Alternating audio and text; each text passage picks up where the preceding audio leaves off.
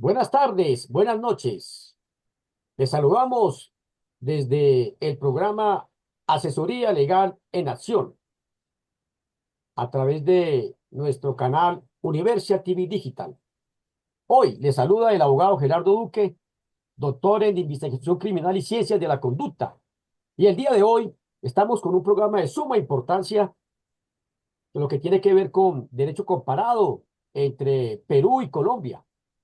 Y nos acompaña el doctor Dimitri Semanche Artola, que además ha sido también ministro ¿Qué de tal? nuestro país hermano, y quisiéramos darle la bienvenida para que él nos dé un pequeño resumen de su experiencia en el caso de el ministerio que él tuvo la oportunidad de manejar en Perú. Bienvenido, doctor Dimitri.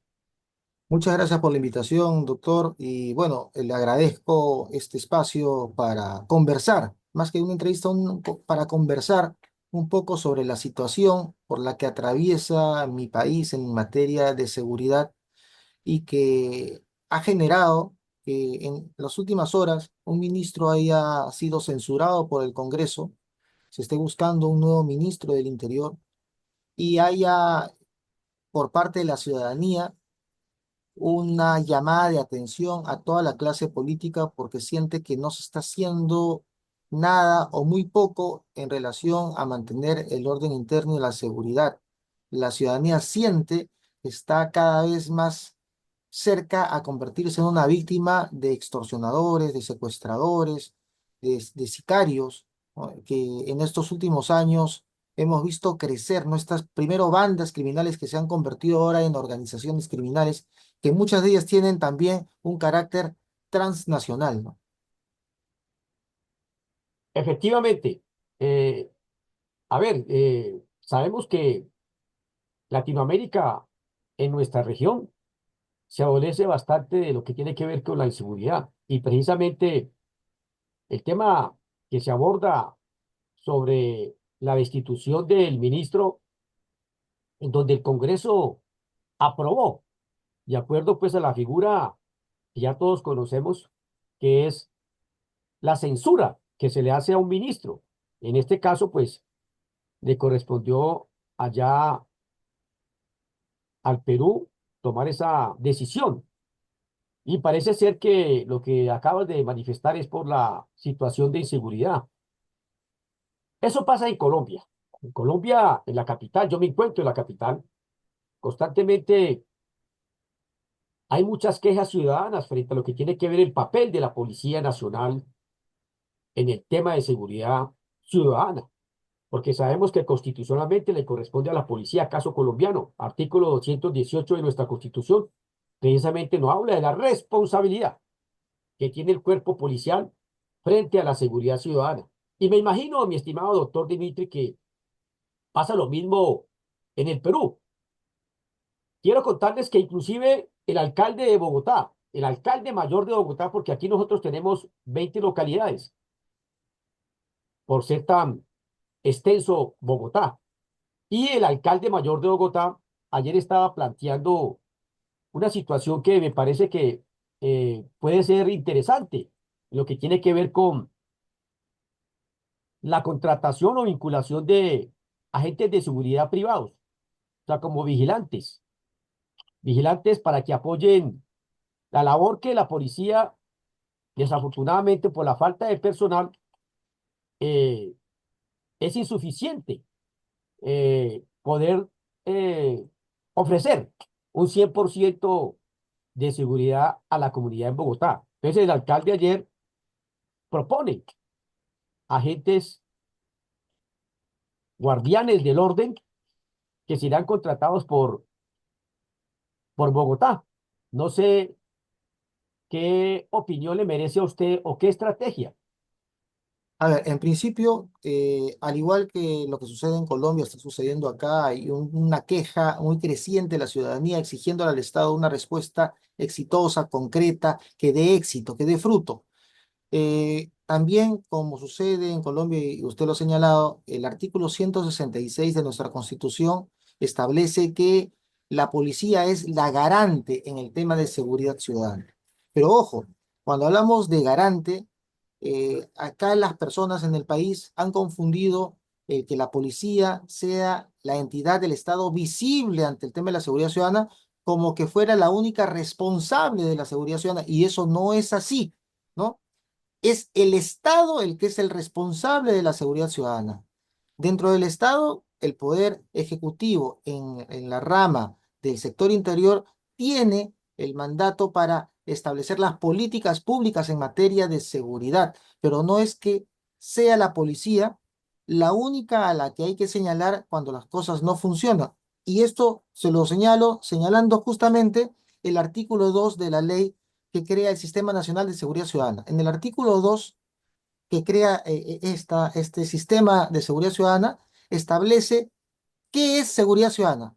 Y dice, la seguridad ciudadana es la acción multidisciplinaria, multisectorial, integrada de manera articulada por todo el aparato del Estado. Es decir, primero te dice que es multisectorial, o sea, todos los sectores en los tres niveles de gobierno, es decir, nivel gobierno local, gobierno regional, gobierno nacional, y además está integrada, es decir, necesita que las respuestas sean integrales, no repartidas entre los sectores. Entonces, en ninguna parte de este artículo vas a encontrar la palabra Policía Nacional, porque la seguridad ciudadana, desgraciadamente, los medios de comunicación han convertido como la figura del policía, pero el policía representa una realidad. Si el policía no puede actuar sin una ley. Si las leyes están malas, eso le afecta a la labor policial. Si la ley no protege al policía, también afecta al policía. Por ejemplo, te pongo un ejemplo, ¿no? Hoy la policía tiene mucho cuidado y mucho temor en intervenir y utilizar su arma de fuego. ¿Por qué? Porque casi siempre, en el 99% de los casos, un policía que utiliza su arma de fuego es detenido y va preso hasta que se logre determinar si tiene o no la responsabilidad.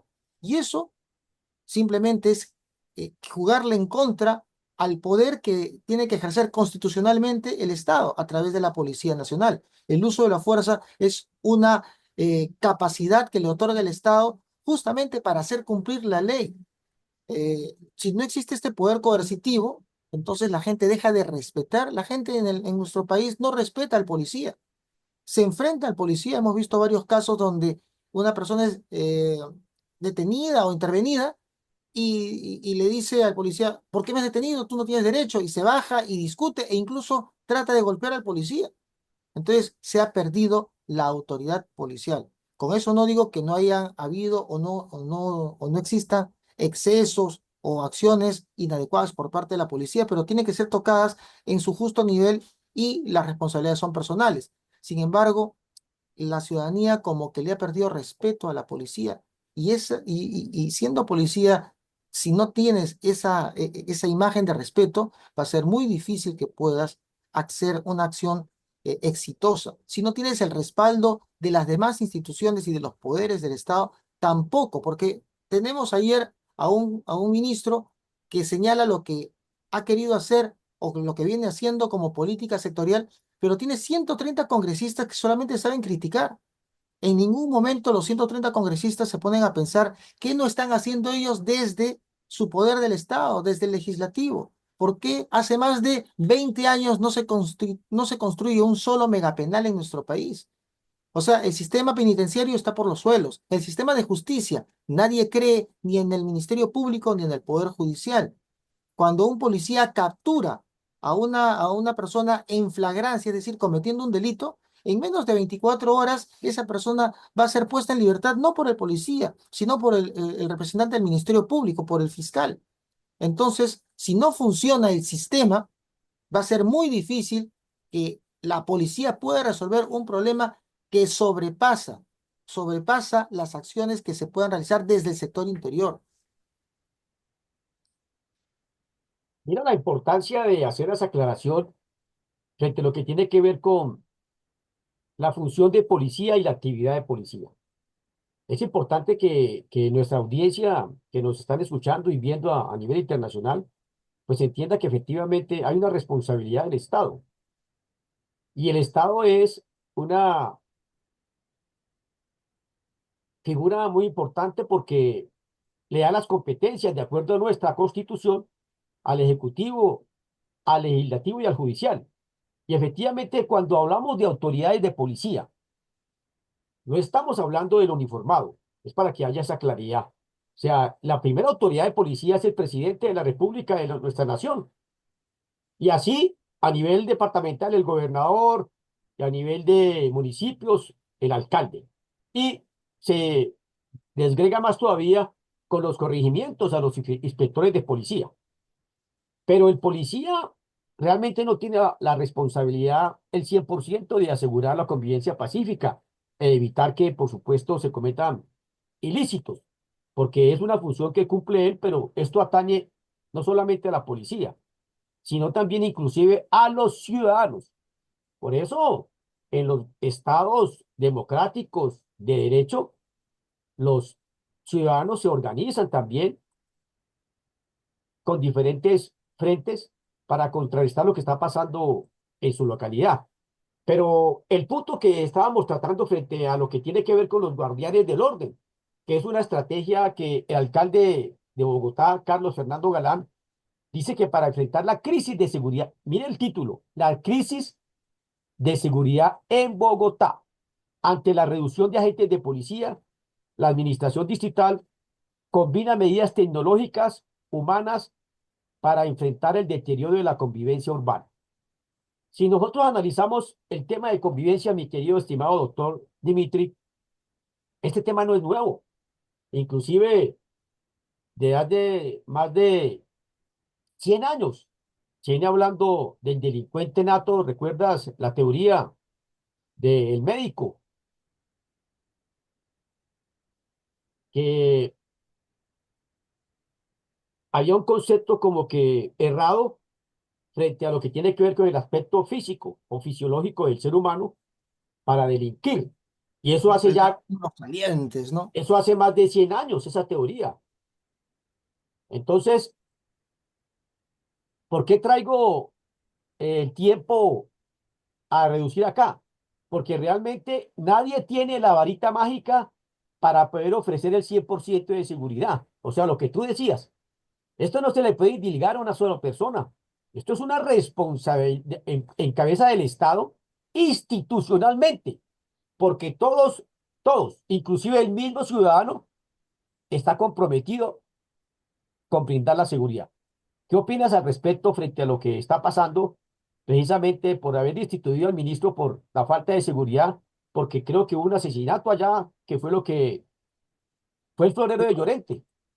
Claro, lo que sucede es que hace poco, hace menos de 3 o 4 días, asesinaron a uno de los cantantes de un grupo tropical, Armonía 10, un grupo muy conocido acá en el país, y se dio cuenta de su asesinato en un contexto en el que el grupo estaba siendo extorsionado por grupos que cobran cupos a cantantes, a personas que tienen restaurantes, hoteles, incluso a directores de colegio, para que compartan parte de su ganancia con estas organizaciones criminales. Y si no lo hacen, entonces te ponen una dinamita, una granada en la puerta de tu casa o te mandan en un sobre un par de balas con escritos amenazantes. Y si luego de eso no aceptas, ya comienza el atentado. En este caso, atentaron contra este grupo y de ese atentado falleció, resultó muerto, asesinado el cantante de este grupo. Entonces, eso fue la gota que rebalsó el vaso, porque no es que al ministro lo hayan censurado exclusivamente por ese hecho, sino que ya venía hace un buen tiempo siendo criticado por temas antes de su designación, o sea, tenía problemas antes de ser designado, ya problemas legales, y que después, ya desde su designación, hubo también otros temas que salieron al debate público y que le han generado una animadversión hacia muchos sectores. Y entonces eso ya lo venían, ya le habían puesto la bala, ¿no? El ojo en la mira, pero y esto ya fue la gota que rebalsó el vaso. Pero yo sí quiero señalar que se le está, por los medios de comunicación, se le está mintiendo a la población señalando que con el cambio de ministro se soluciona todo y eso no es así. Pueden poner a Jesús de Nazaret de ministro mañana y no van a solucionar las cosas porque el sistema tiene errores y no está funcionando, y el sistema no recae solo y exclusivamente en una institución. Tendríamos que revisar el sistema de justicia, el sistema penitenciario, el sistema de educación, el sistema de salud, porque cada uno de ellos tiene un componente que de alguna u otra manera, de manera directa o indirecta, repercute en la seguridad. Por ejemplo, nadie ha citado al ministro de Transportes y Comunicaciones en el país. Y sin embargo, ese ministro tiene dentro de su viceministerio de Comunicaciones la responsabilidad de ver las empresas operadoras de Internet y de telefonía. Y justamente muchos de los extorsiones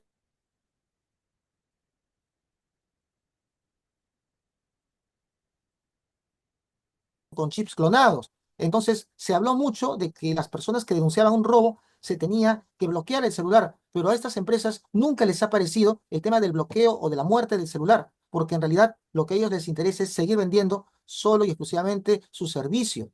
Entonces, si no hay una responsabilidad compartida y se le exige a cada sector cumplir rigurosamente con sus actividades, poco o nada va a poder hacer una persona desde el sector interior. Por ejemplo, la policía interviene prostíbulos, interviene bares que son lugares donde se trata o se explota a seres humanos, intervienen mercados ilícitos donde se expende celulares robados, cosas robadas, pero una vez que interviene y detiene a algunas personas, no puede cerrar esos lugares.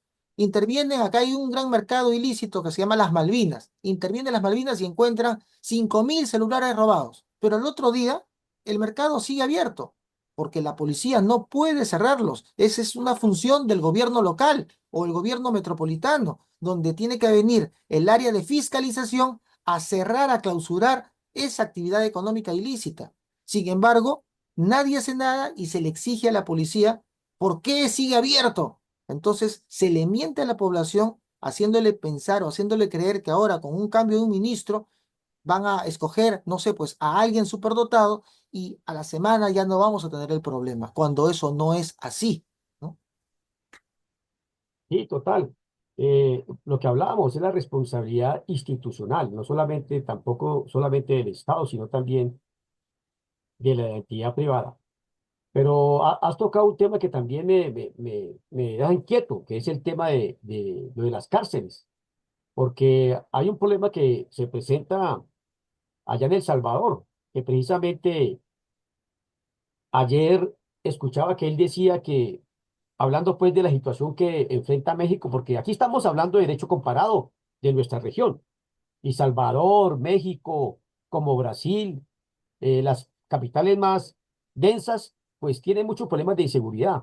Y precisamente decía el presidente de Salvador que donde los territorios sean tomados por la delincuencia es porque hay responsabilidad de parte de, del Estado como tal. O sea, hablando de que hay funcionarios públicos que permiten eso, que permiten que se anclen o se apoderen los delincuentes en unos territorios. O sea, ¿qué opinión le merece usted las políticas que ha diseñado el presidente de Salvador? A ver, a priori puedo decir que hay un antes y un después. Podemos criticar quizás muchas cosas desde afuera, pero la realidad es que en El Salvador había un enfermo casi moribundo y el presidente lo ha rescatado de la muerte. Ya no está moribundo, sigue quizás con algo de enfermedad, pero ya no está moribundo. El tema es que salen ahora los médicos a decirle, pero las medicinas que no le diste no eran medicinas legales o no eran medicinas apropiadas o autorizadas. Entonces se le critica el cómo lo ha hecho. No se ven los resultados que está obteniendo. Ahora, viene acá una situación. Nosotros, por ejemplo, en el Perú, hace más de 20 años, no se construye un solo penal en nuestro país, uno solo. Es decir, en 20 años la población penitenciaria se ha duplicado, pero a la vez, a la par, no han crecido los penales y más bien se han ido eh, achicando porque se han vendido parte de los penales a centros comerciales, una cosa tan extraña como eso. Después, existe un hacinamiento atroz. El principal establecimiento penitenciario que hay en el Perú, que es el que está en Lima, el Lurigancho, San Pedro, fue construido hace más de 40 años para 3.200 internos. Sobrepasan los 11.000 el día de hoy. 11.000, o sea, 400% más. Y si hablamos del Sarita Colonia, que está en el Callao, llegan al 500%, 500% de hacinamiento. Entonces, desde esos penales es imposible que, bien, persona que entra al penal es una persona que se va a asociar, va a salir más organizado para el delito, no va a salir para beneficio del Estado o para beneficio de la sociedad. Ahora, adicionalmente a esa situación, tenemos, como usted ya lo señaló y lo ha recalcado, lo ha traído en dicho del presidente Bukele de Salvador, un Estado que no enfrenta adecuadamente la seguridad no es porque no tenga las capacidades, sino porque de alguna u otra manera está mezclado con esas organizaciones criminales. Y ahí pongo algunos ejemplos.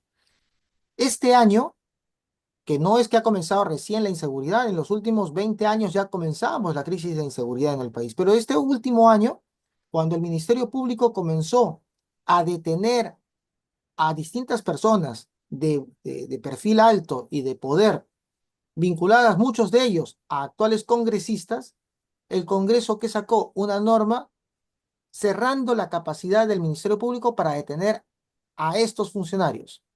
Cuando al hermano de la presidenta actual, ¿no? Boluarte, Nicanor Boluarte, se le puso, se le impuso un pedido eh, de detención preliminar por 10 días, el hermano se fue a la fuga y durante esos 10 días de fuga, el Congreso quitó la capacidad del Ministerio Público para declarar prisión preventiva. Entonces se acabó la prisión preventiva. Y así te puedo dar muchos ejemplos de cómo, por ejemplo, se ha cambiado la noción de crimen organizado. Como habían varias investigaciones en las que algunos congresistas o algunos militantes de partidos políticos comenzaron a ser incluidos en organizaciones criminales, ¿qué hizo el Congreso? Cambió el concepto de organización criminal, cosa que ya no le alcance ese concepto a los partidos políticos, a los funcionarios de los partidos, a los dirigentes de los partidos o a los miembros del Congreso. Por ejemplo, se prohibió que se viera a un partido político como organización criminal, cuando el Ministerio Público, en el caso de Fujimori, encontró que el Fujimorismo estaba organizado de una manera criminal para cometer delitos. Entonces los puso como organización criminal. Ahora ya cambiaron con el concepto y es imposible que el Ministerio Público pueda decir que un partido político realiza acciones criminales. Y así te puedo dar muchos ejemplos cómo el poder está siendo utilizado para salvar a un cierto grupo sin importar que con esas acciones están poniendo en riesgo a toda la población.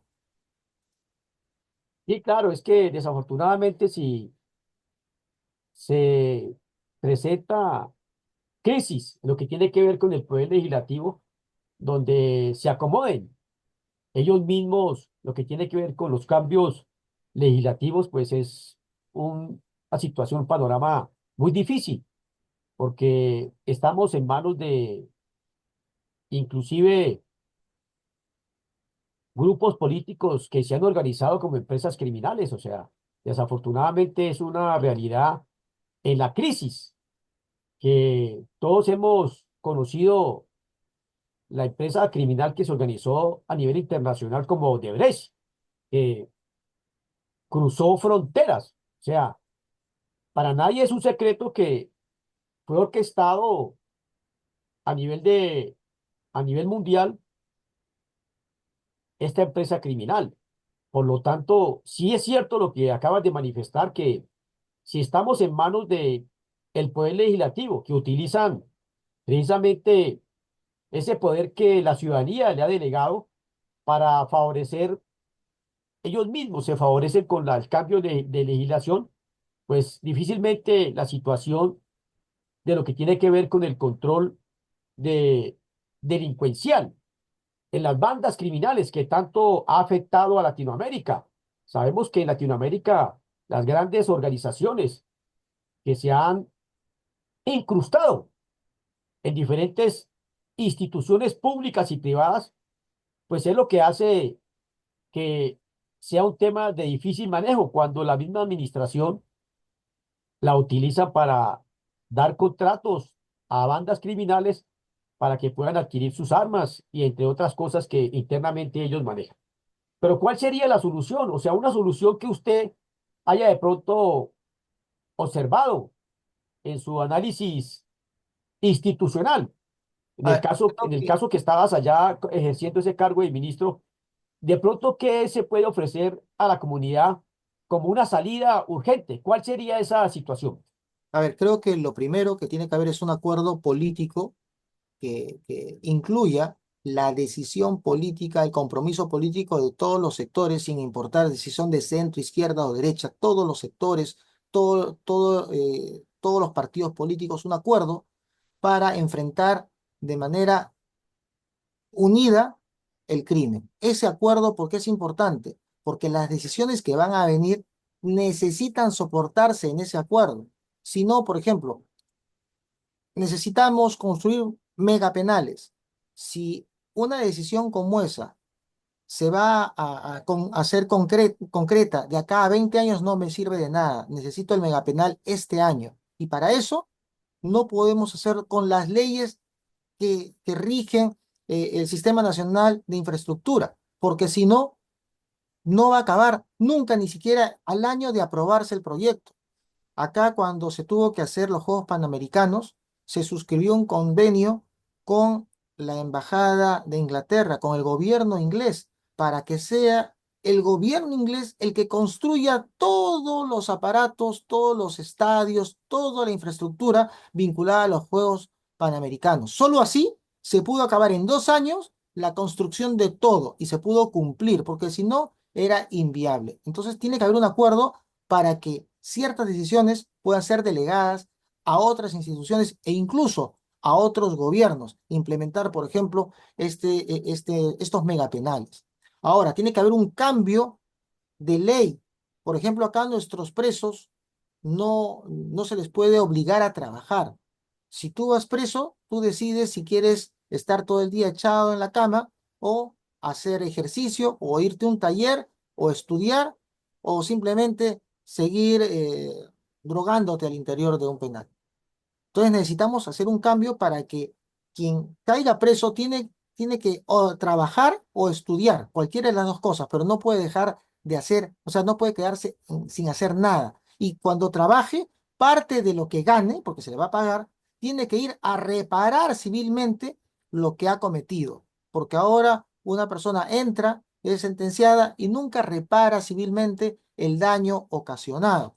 Entonces tiene que haber un cambio legislativo, ¿no? Además, no sirve este tema de poner eh, detectores de chips o de droga en los penales, porque igual siguen ingresando una gran cantidad de droga, de armamentos, de celulares, donde siguen extorsionando dentro de los penales a la gente. Entonces, lo que se tiene que hacer es, para cierto tipo de delitos, un aislamiento total, donde la persona que ha sido condenada por crímenes muy graves como homicidio calificado, secuestro agravado, el tema de sicariato, ¿no? Todos estos temas muy graves, estas personas queden aisladas y que el único contacto sea con familiares directos, padres, hijos, esposa, y a través de sistemas de telecomunicaciones, o sea, un aparato de televisión. No pueda personalmente tener ese contacto porque es imposible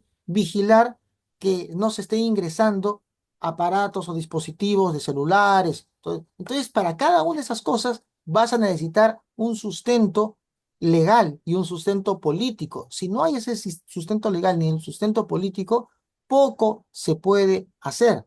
Por eso es importante que el primer paso sea el acuerdo político. En El Salvador se ha avanzado en el sistema penitenciario porque tienes a un presidente que a través de su sector toma decisiones que son sustentadas o corroboradas o soportadas por su Congreso. En cambio, acá tienes a un sector que dice una cosa, después otro sector dentro del mismo gobierno dice otra cosa, y cuando va al Congreso atacan a las dos cosas y queda en nada. Una discusión de 1 o 2 años y no pasó nada. Tenemos que llevar a cabo políticas de Estado, sin importar qué ministro esté al frente, porque otro de los problemas que tenemos, no solamente en el tema de seguridad, en todos los rubros, es que cada persona trae consigo una forma de ver el mundo, una interpretación de cómo se deben dar soluciones. Y el gran problema es que no hay políticas de Estado que puedan decir cómo va a ser el Perú de acá al 2020, al 2030, al 2040. O sea, existen organizaciones que hacen planeamiento, pero esos planes que están escritos quedan ahí escritos, nadie los toma, no hay acuerdos políticos que permitan saber cuáles van a ser las políticas de Estado en materia de seguridad. Entonces, cada uno, cuando llega a un sector, hace lo que bien o mal cree que pueda resultar. Y cuando sale, el que entra en su reemplazo vuelve a cero. No es que comience de donde lo dejó el otro, vuelve a cero. Y todos los días queremos refundar la República. Todos los días queremos iniciar de cero las cosas. Entonces, eso también se requiere de un acuerdo político para tener políticas públicas de mediano y largo plazo, con una mirada de largo plazo. Sí, cuando habla de la construcción de megacárceles eh, como una política pública, nosotros sabemos que desafortunadamente, pues, todo tiene que ver con el presupuesto económico de una nación. Para hacer efectivo un proyecto de una política pública, de pronto de la fortalecer el sistema carcelario, pues se requiere un presupuesto robusto en cada uno de los países. Y precisamente el sostener a un delincuente o a un penado o a un condenado en la cárcel, en el caso colombiano, puede costar 3 4 millones de pesos por persona, por PPL, privado de la libertad. Entonces, ahora hay muchos académicos que están proponiendo inclusive despenalizar ciertos delitos a efectos de ir desencadenando la política pública de lo que tiene que ver con la persecución del Estado y mirar más bien la justicia terapéutica, la justicia restaurativa, o sea, otros mecanismos que puedan darle otra visión diferente en humanizar el derecho penal. ¿Qué opinas al respecto de lo que tiene que ver con los mecanismos alternativos de solución de conflictos en el sistema penal en el Perú? No, me parecen muy adecuados. Concuerdo contigo plenamente de que el sistema penitenciario ha sido sobrepasado y que se requiere una nueva mirada. Un ejemplo claro es que de los más de 11.000 internos que hay en el establecimiento penal de Lurigancho, casi 1.000 de estos internos están por delitos que para nada ponen en riesgo la sociedad. Por ejemplo, deudores alimenticios, Perfecto. personas que no han podido darle o no han querido darle alimentos, pasarle alimentos a su familia. Ahora, yo no sé que metiéndolos presos, qué capacidad van a tener ahora de producir dinero para seguirles dando, o para darles, o para obligarles a dar. Entonces, tal como esos delitos, existen otros que bien podrían no cumplir penas privativas de libertad, podrían ser vinculadas a multas o a otras cosas, o a trabajos con la sociedad, pero no necesariamente abarrotar las cárceles. Las cárceles deben de estar hechas para alejar a quienes ponen en peligro el desarrollo normal de una sociedad. Y además tienes que hacer una división real de aquellas personas que son recuperables, porque pueden haber jóvenes que han delinquido, han cometido delitos, pero se les puede recuperar aún, se les puede incluir con cierto tipo de capacidades, de instrumentos, para que cuando salgan puedan ser personas útiles a la sociedad. Pero hay personas que son irrecuperables, personas, por ejemplo, un agresor sexual de menor de edad que ha violado 1 o 2 o 3 veces, esa persona no es recuperable. Una persona un sicario que ya mató a 3, 4, 5 personas, una persona que haya cometido tipos de tortura contra un secuestro, o sea, esas personas son irrecuperables. Entonces hay que alejarlas y no se les puede combinar con aquellas que sí pudieran ser recuperables. Y para eso, para que exista un buen trabajo desde el Estado hacia el sistema penitenciario, lo que tenemos que hacer es hacer más delgado este sistema penitenciario, no robustecerlo con miles de personas adentro. Entonces tenemos que encontrar medidas alternativas para que la persona no necesariamente termine en la cárcel. Muchas de las personas que están en la cárcel han podido solucionar su problema desde fuera y más bien lo hemos agravado al incluirlos o al ingresarlos al sistema penitenciario, donde no solamente no van a salir igual, van a salir peor de como entraron. Efectivamente, ya para finalizar, ¿nos puedes ofrecer de pronto unas conclusiones? Y por supuesto, también, si tiene algún servicio que usted puede suministrar, en el caso de las asesorías en Perú, también puede aprovechar este canal, mi estimado doctor Dimitri. A ver, una de las conclusiones es que necesitamos un acuerdo político, en cualquiera que este sea el país, un acuerdo político para llevar a cabo una acción que medianamente pueda lograr ser exitosa. Sin acuerdo político, ninguna acción va a ser exitosa. Todos nos vamos a poner cara.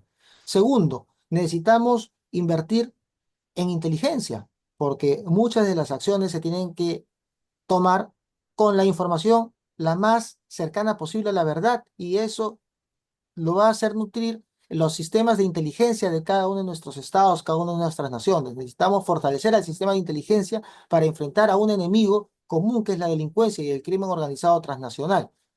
Tercero, necesitamos también invertir en prevención, no estar esperando a que todo lo malo ocurra. Muchas de las cosas que hoy estamos sufriendo es porque no invertimos en el momento adecuado ni en salud ni en educación. La salud y la educación son dos servicios públicos que deberían ser siempre materia de empoderamiento por parte del Estado. Las personas necesitan esos dos servicios en todo momento y el Estado tiene que estar ahí para brindarles salud y educación. Si no, ¿cómo le podemos exigir a la sociedad que sea una sociedad distinta, una sociedad que sume y no reste? Entonces, necesitamos entender eso, que no existe mejor inversión que la educación y que la salud. Eso nos va a aminorar indudablemente el número de problemas que hoy tenemos. Cuarto, tenemos que tener una mirada distinta a como la tenemos hoy. Hay una mirada electoral o partidaria que se tiene que hacer cuando hay materia de elecciones, donde cada uno de los partidos trata de decir que es mejor que el otro para ser elegido. Pero una vez que se dan las elecciones, una vez que salen elegidos las personas, el acuerdo político de todos los partidos debe ser que quien haya sido elegido tenga éxito. No lo contrario, acá el que pierde le quiere poner cabe al que ha ganado para que en 2, 3 años la gente salga a manifestarse en contra y de esa manera a ver si se puede adelantar las elecciones y tener nuevamente la oportunidad de ingresar. Es decir, no se está participando por el bien del país, se está participando solamente por el hecho de tener poder. Entonces, eso es una visión que tenemos que cambiarla. Y yo creo que con eso, con un acuerdo político claro, con inversión en salud y educación, con un sistema penitenciario que verdaderamente sirva, con un sistema de justicia que realmente brinde justicia, porque la gente ya no confía en el sistema de justicia. Te roban un celular, la gente no lo denuncia. Y cuando le preguntas por qué no denuncia, te va a decir, ¿y qué hago yo denunciando? Pierdo tiempo, pierdo mi día, pierdo dinero y no soluciono nada.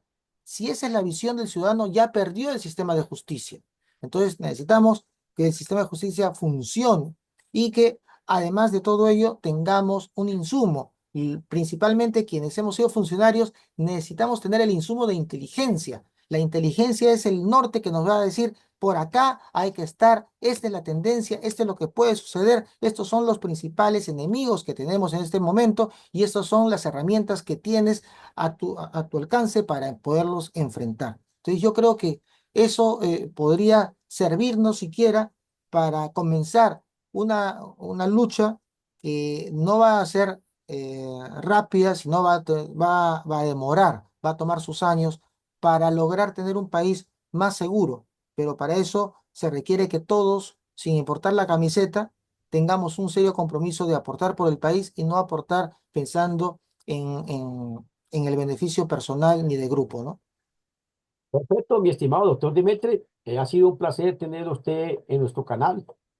Y por supuesto esperamos que la situación del Perú se mejore. De esta manera hemos terminado con nuestro programa Asesoría Legal en Acción en nuestro canal digital TV. Y por supuesto, esperamos que nos sigan acompañando de lunes a domingo de 6 o 18 horas o 20 horas en otros países. Se despide el abogado Gerardo Duque y les desea un feliz fin de semana. Fuerte abrazo a la distancia. Gracias, igualmente.